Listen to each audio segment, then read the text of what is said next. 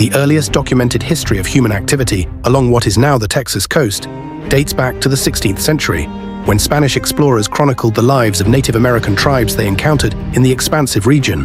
However, these explorers, like many who came after, were unaware that these native populations had been living along the Texas coastline for thousands of years. Over the millennia, the ancestors of these Native Americans continuously adapted to the changing sea levels along the coast.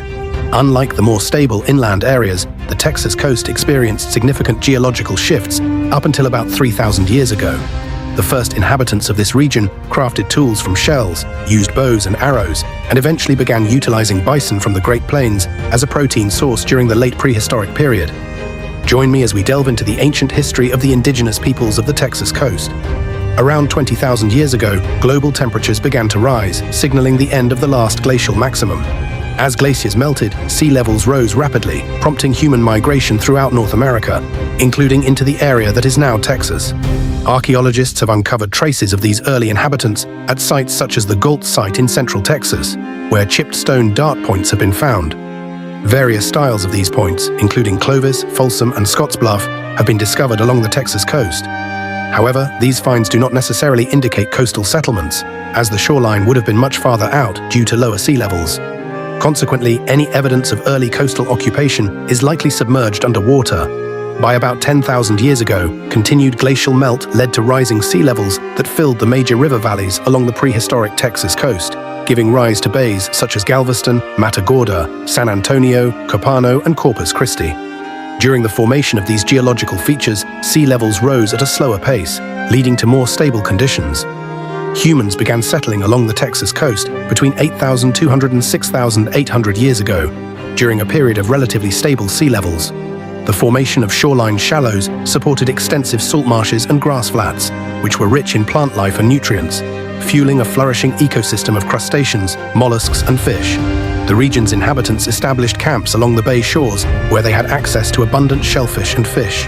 Archaeologists have found large deposits of eaten and discarded shells, such as Rangia clams and oysters, along the bays and lagoons of the Texas coast. One notable site, Kendrick Hill near Lavaca Bay, reveals evidence of humans consuming shellfish. The oldest layers of discarded shells at this site, primarily Rangia clams, have been radiocarbon dated to around 8,200 years ago. Similarly, sites on bluffs overlooking Nueces Bay contain layers of oyster shells dating back thousands of years. Artifacts at these sites are sparse, consisting mainly of chert fragments from stone tool production. However, at another site from the same period, archaeologists discovered a fragment of a Sunray Venus clamshell that had been fashioned into a knife or scraping tool. The scarcity of artifacts suggests these coastal areas were only occupied for short periods, likely for gathering clams and oysters. Fish remains indicate that small-scale fishing was also part of the diet of these early inhabitants. Overall, archaeologists believe that during this period, the Texas coast was home to small groups of people who moved frequently, establishing temporary camps to gather seafood and fish. However, the region was not exclusively populated by these roaming bands. Instead, they likely belonged to larger groups from inland areas. Supporting this theory is the Buckeye Knoll site near the Guadalupe River, where a prehistoric cemetery containing around 90 human remains was discovered. Radiocarbon dating of tooth pulp from some individuals suggests they lived between 7,000 and 6,200 years ago, consuming a mix of land, river, and sea-based foods. After this initial period of human activity, sea levels became unstable for the next 200 years, resulting in sparse evidence of human presence along the Texas coast. Periods of high water levels reduced photosynthesis, leading to a decline in shellfish and fish populations, making the area less desirable for human habitation. This lull in human activity was followed by another significant phase of occupation between 6,000 and 4,000 years ago, coinciding with stable sea levels. Numerous campsites appeared along the central coast, and the upper Texas coast began to see human habitation, as evidenced by piles of discarded shells radiocarbon dated to this period.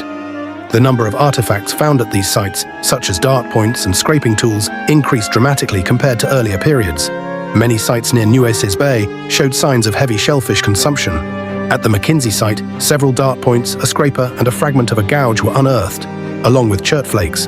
The presence of obsidian suggests long-distance trade during this phase. The Mean site contained large quantities of clams dated to around 5,300 years ago, while other sites along Nueces Bay, Galveston Bay, and Baffin Bay's northern shore also show traces of human activity from this time.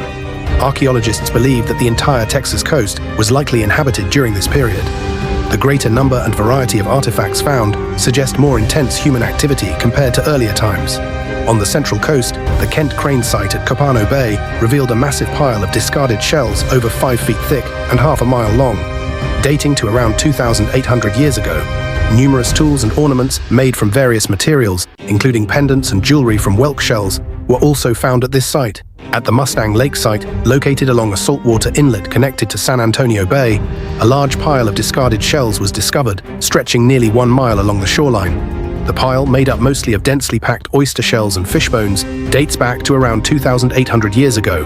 Hundreds of punctured oyster shells and tools made from conch shells, such as gouges and hammers, have also been found at the site. Similar though smaller sites cover thousands of square feet in the Central Coast region, containing dense piles of oyster shells, fish bones, and stone and shell tools. During this period, along the upper coast, numerous shell piles were produced, primarily made up of clam and oyster shells. Chipped stone dart points and other stone tools, along with ornaments and tools made from shell and bone, have been found, along with fish, turtle, deer, and other animal bones. Fishing became increasingly central to the way of life for the region's inhabitants during this time. In contrast, evidence from the lower Texas coast during this period is limited. Although many sites have been documented, few have undergone in-depth archaeological investigation. The absence of shell piles suggests that the area lacked shellfish due to its salty water, which would not have supported oysters and other species. However, fish bones have been found in large numbers, leading archaeologists to believe that fish was a staple in the region, much like in the northern areas. Several burial sites in the Rio Grande Delta have been dated to around 3,000 years ago, marking the end of the Archaic period and the beginning of the late prehistoric period. This transition brought significant changes in Native American technology, most notably the introduction of the bow and arrow, which replaced the atlatl and dart as the primary hunting and warfare weapon. Ceramic technology also became common, likely used for cooking and storage, and is easily detected in the archaeological record. The bow and arrow were introduced along the Texas coast around the same time as in inland regions, between 800 and 1000 AD. Scalon arrow points were used in 1870 Central Texas and the Upper Coast, while the Corpus Christi area saw the use of unnotched and unstemmed triangular arrow points between 1000 and 1250 AD. Further down the coast, various unstemmed and unnotched arrow point types, like Cameron Star, were found in abundance, although their exact timeline remains uncertain. Ceramic technology first appeared on the upper Texas coast, with early pottery types dating back to several centuries before the 1st century AD. Studies of the Galveston Bay area suggest that Chifuncte war pottery, connected to pottery found in Louisiana, was introduced to the area around 100 AD. At the Eagle Ridge site near the Trinity River Delta, Chifuncte pottery shards were found in layers dated to around 400 BC, indicating possible connections between the peoples of the upper Texas coast and Louisiana.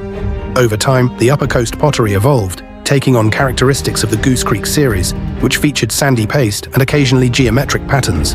By around 1000 AD, further changes occurred, with designs influenced by Coles Creek and Mississippi cultures.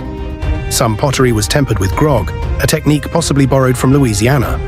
The connections between the peoples of the upper Texas coast and Louisiana likely continued into early historic times after European contact. Historical sources suggest that the Acokisa and Bidai Native Americans of the Galveston Bay area and the interior regions shared linguistic traits with the Atacapa natives of Louisiana. By around 1250 AD, ceramic technology had spread to the Central Coast, where the ancestors of the historic Karankawa tribes began producing unique pottery known as Rockport ware. This thin, sandy paste pottery was sometimes undecorated or featured artistic incisions, and was often coated with asphaltum for structural support or decoration. Rockport pottery has been found in a range spanning from Matagorda Bay in the north to Baffin Bay in the south, a range similar to that of the historic Karankawa tribes. Large quantities of Rockport pottery have also been discovered at Spanish colonial mission sites associated with the Karankawas, suggesting a strong connection between the pottery and the tribe.